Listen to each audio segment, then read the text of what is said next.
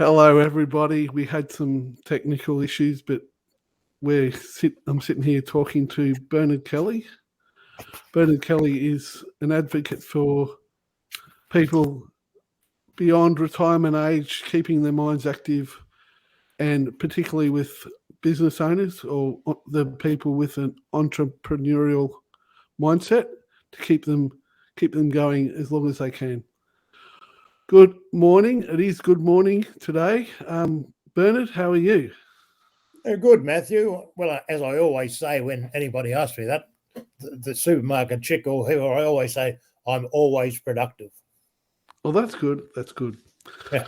Now, we've got your name. Obviously, a lot of people already know you in GSBN. But tell us a bit more about your business. Well, actually, I run a management consultancy practice, which is called Encore Geelong Network.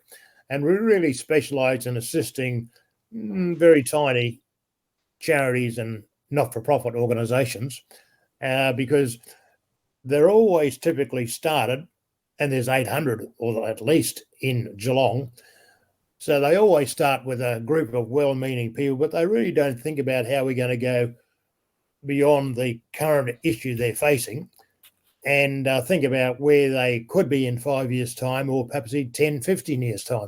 So really what we do at Encore Geelong Network, we try to help them understand the strategic issues that they should be thinking about right here, right now, today, when they start.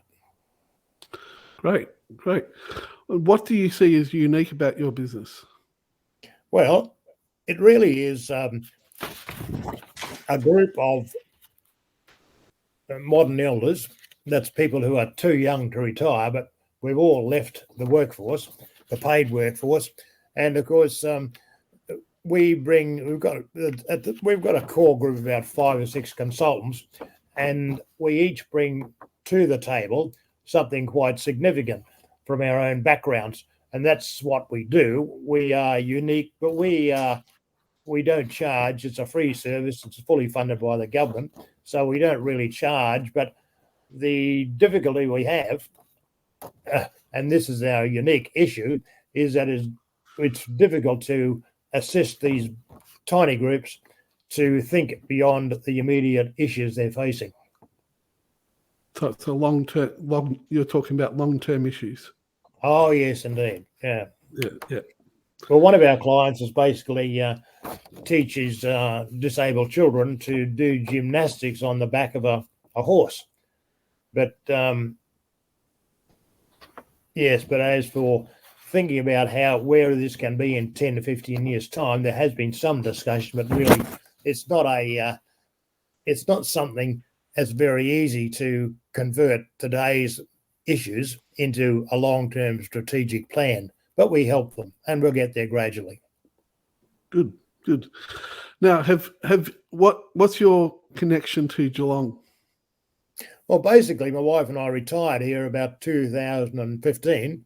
We came down from Melbourne. We had a investment property here. We had a few actually, and we picked the one that, thinking ahead, we thought one day we're going to be too old to walk up and down stairs, so we picked one of the investment properties that is totally flat, no stairs at all, and that's the reason we came to Geelong. But we enjoyed immensely. So yeah, we came here to, whatever the word is, retire, but we find it wonderful. Do you find that people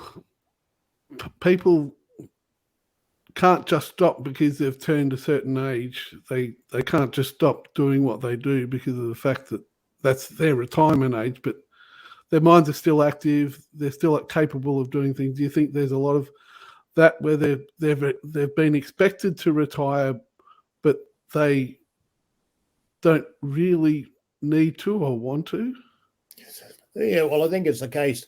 It's quite amazing. We're all living longer progressively. We're all living longer. I think every 10 years that goes by, the average age life expectancy from birth is about an extra 4 or 5 months. So we're all getting older quite quickly. But once you get to age 65, Matthew, you then think about the probabilities of when your estate event will occur. And if you're 65 and a male here in Geelong, the probability that your estate event will occur is when you're aged 93. And if you're a woman, it's probably closer to 96. So, and that's, of course, only the halfway point. There's a lot of people, half of the population has already died by then, but the other half is still going to live even longer. So it's a long time to be bored if you want to be out and do things. And what I say, I want to maintain my zest for living. And I know I've got to go out and do things.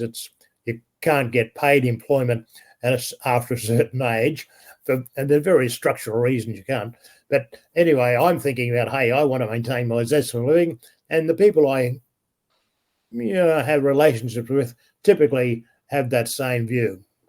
Yeah, it's interesting because they're interesting facts. Now, tell me about a great client experience you can share with us. And what did you learn from that? Well, I think one of the things I've learned fairly recently is that my view is that, particularly with fundraising, what you have to do, and this is where we focus on in Encore Geelong Network, we help people with their fundraising, which is they all say, yeah, let's do that. But really, let me just tell you as a little side issue here, when you go to fundraising, we say to them, hey, first of all, you've got to build the profile. Then you find the people who are interested in supporting your cause.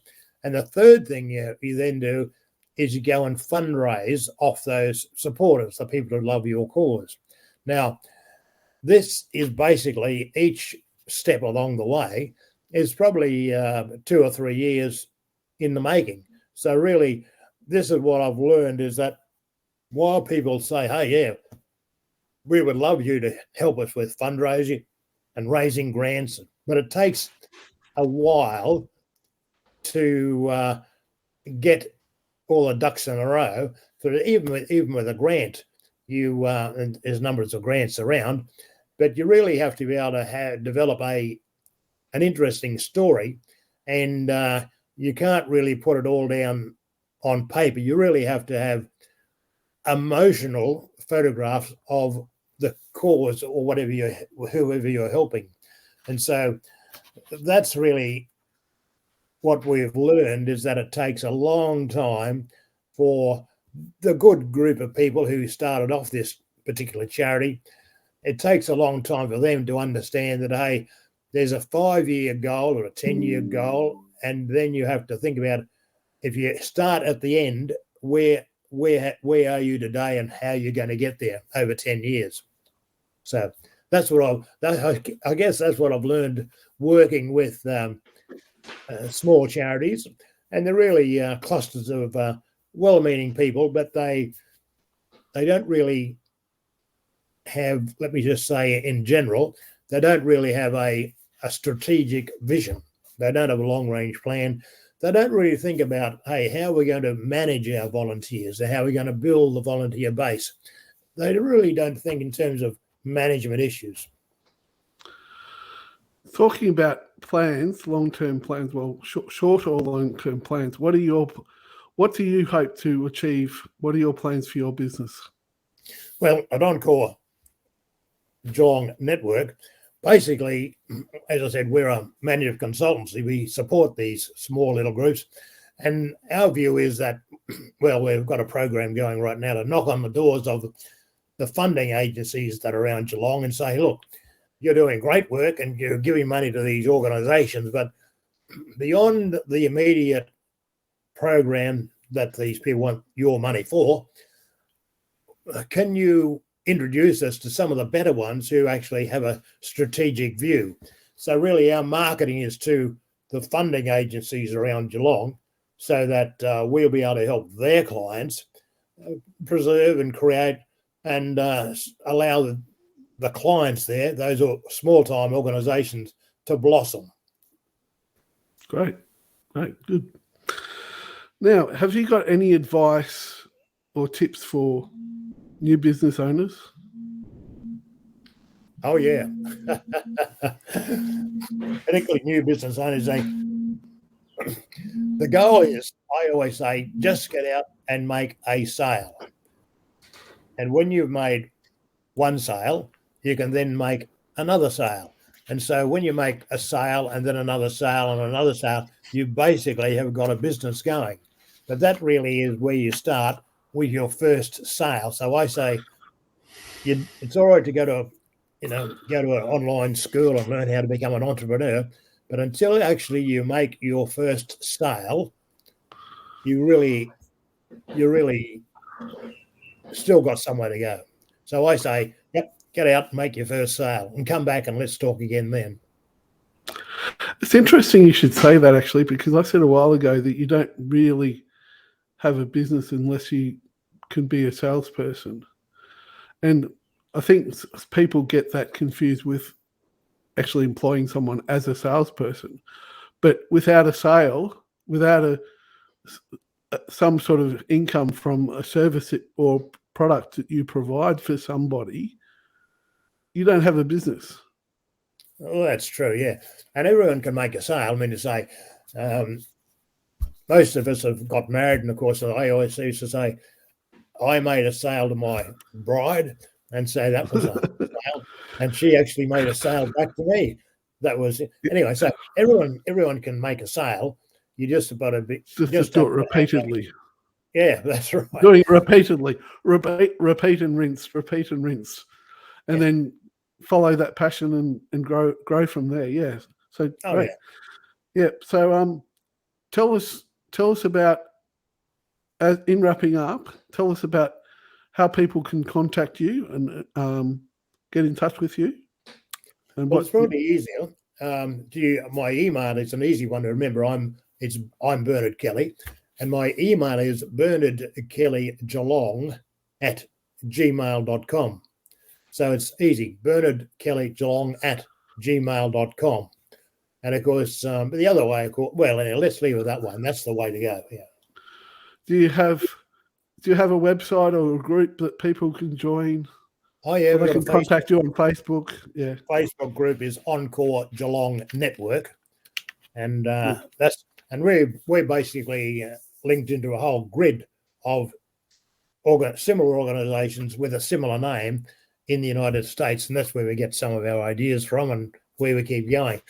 So yeah, for example, in Boston, the grid member that in this grid, the Boston group is called Encore Boston Network, etc. Okay. So we use it here, Encore Geelong Network. Yeah. Anyway, good. Thank you for joining us, Bernard. Been quite insightful, thinking beyond retirement age and the fact that we are living longer, so we've got to keep our minds a bit more active during those times. So thank you for that. Okay. Cheers for now. Thank you. Bye-bye.